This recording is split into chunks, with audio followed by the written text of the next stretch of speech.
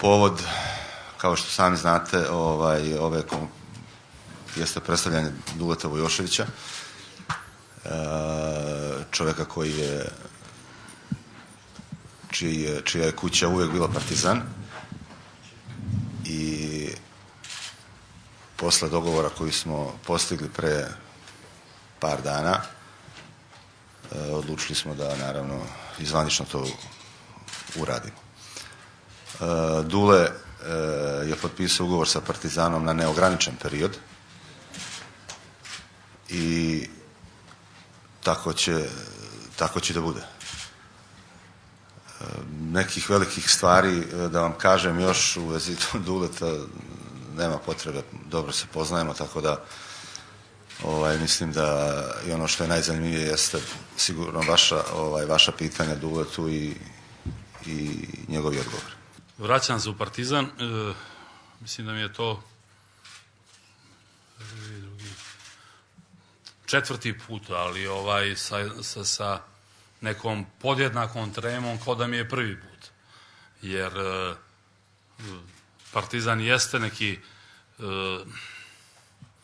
za mene prirodni ambijent gde ja najbolje funkcionišem, gde sam proveo najveći deo života i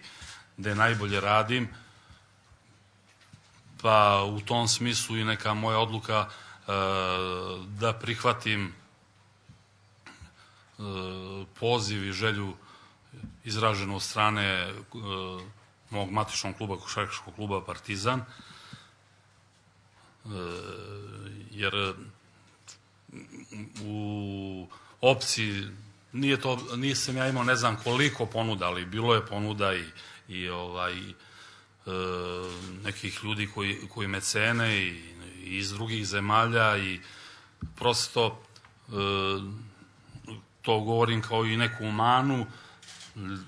Ja sam neka vrsta endemske biljke koja teško funkcioniše van Partizana i van Beograda i ne hvalim se puno time. Ima prosto ljudi koji ne mogu da spavaju u hotelima. Tako meni Partizan najviše odgovara, tu najbolje radim i bez obzira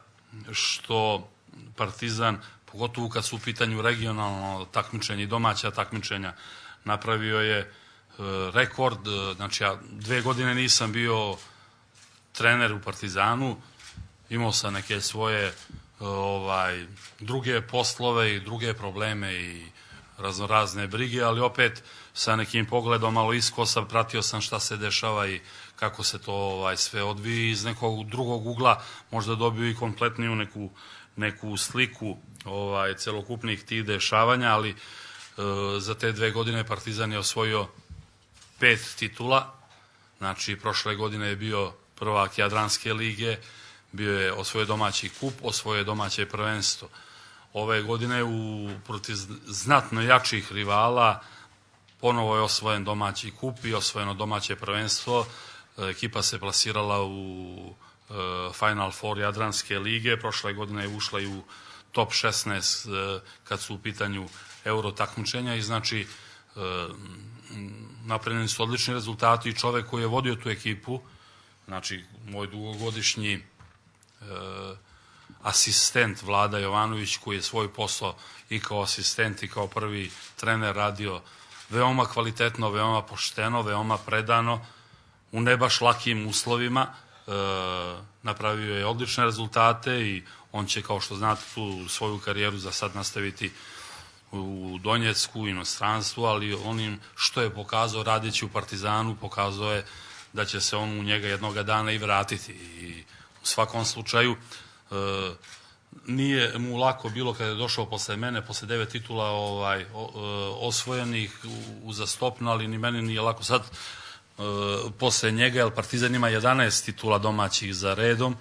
i to je rezultat koji ni u onim vremenima kada je košarka počinjala da se igra, pa je